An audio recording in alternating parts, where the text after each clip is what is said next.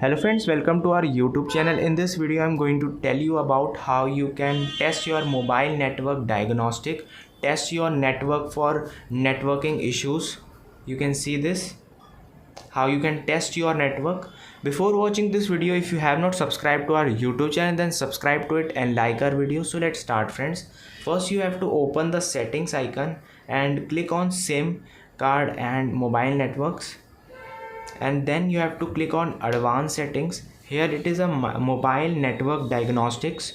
Click on it and you can see you have to just click on it and it will be show your correct network speed. And friends, it is testing your issues. You can see all apps are there are systems apps and installed apps, your network speed. I hope you like this video. If you like this video, then subscribe to our YouTube channel for more helpful tips and tricks videos. Thanks for watching.